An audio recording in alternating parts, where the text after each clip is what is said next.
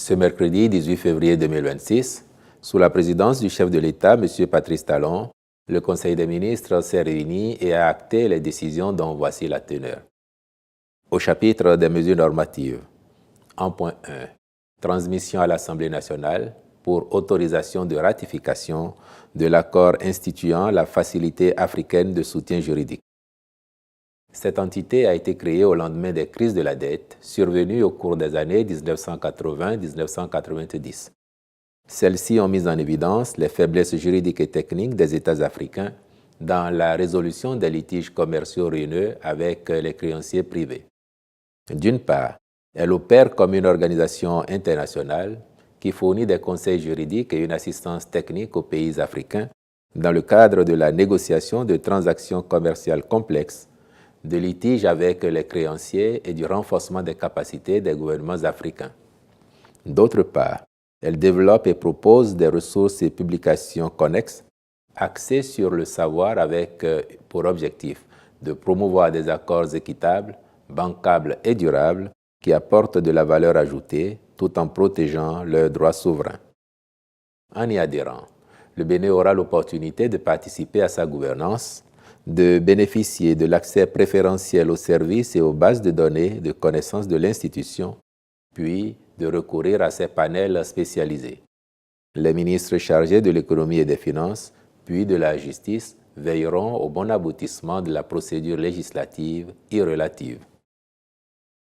En point 2, création de l'Agence nationale de lutte contre la malaria et les moustiques. En dépit des efforts soutenus, la malaria reste endémique avec des conséquences économiques, sociales et sanitaires graves. Elle constitue l'une des premières causes de morbidité et de mortalité, particulièrement chez les enfants de moins de 5 ans et les femmes enceintes. C'est pourquoi le gouvernement fait de son éradication une priorité de premier plan s'agissant des questions de santé publique. Pour favoriser une plus grande efficacité de son action, notre pays se dote d'un instrument spécialisé, souple, autonome et réactif, chargé de conduire une lutte coordonnée, innovante et intégrée contre la malaria et les moustiques.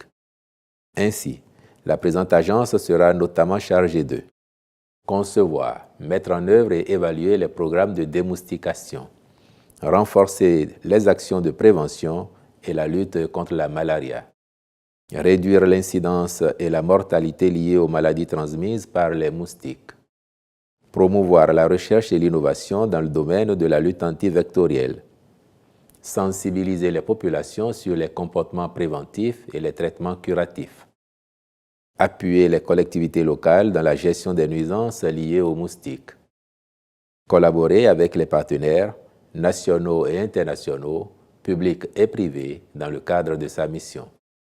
Pour ce faire, le Conseil en a approuvé les statuts et instruit les ministres concernés de veiller à son opérationnalisation diligente.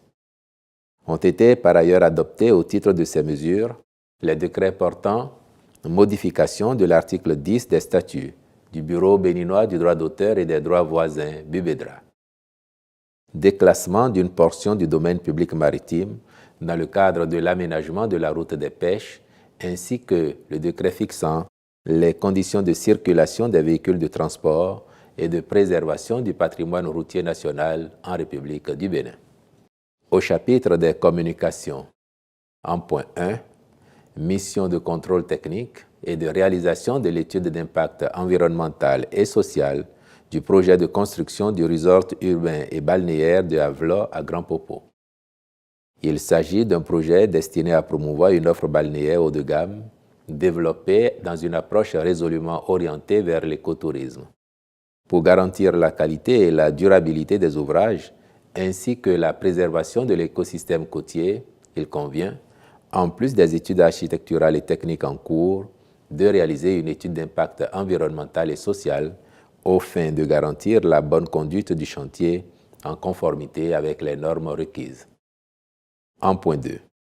Mission de contrôle technique dans le cadre de la construction de bureaux au profit des services de la Direction générale des impôts. La réalisation de ces infrastructures ayant été déjà autorisée par le Conseil des ministres, le recours à un bureau de contrôle technique dès la phase d'avant-projet détaillé permettra notamment de s'assurer du respect des conditions de construction et de sécurité des personnes dans les bâtiments recevant du public. Le cahier des charges du cabinet intègre principalement l'audit préalable et la solidité du bâtiment à achever et les préconisations à prendre avant le démarrage des travaux, dont la sécurité des personnes, le fonctionnement des dispositifs techniques, la vérification des installations électriques avant mise sous tension, l'accessibilité des constructions pour les personnes à mobilité réduite. Le Conseil a marqué son accord pour la formalisation diligente du marché avec le cabinet retenu. En point 3, organisation des intérims des ministres élus députés. Faisant suite à leur élection comme députés au titre de la 10e législature, les ministres de l'enseignement supérieur et de la recherche scientifique, puis du tourisme, de la culture et des arts, ont exprimé au chef de l'État leur volonté de siéger à l'Assemblée nationale en se conformant ainsi aux prescriptions légales. Le président de la République en a pris acte et désigné les intérimaires ainsi qu'il suit. Le ministre de la Santé assurera l'intérim du ministre de l'Enseignement supérieur et de la Recherche scientifique. Le ministre de l'Industrie et du Commerce sera chargé du portefeuille du tourisme, de la culture et des arts. Au chapitre des mesures individuelles, enfin, à la présidence de la République, Mme Aimée Justine Azon Aboudou est nommée chef de cabinet de la vice-présidente de la République. Je vous remercie.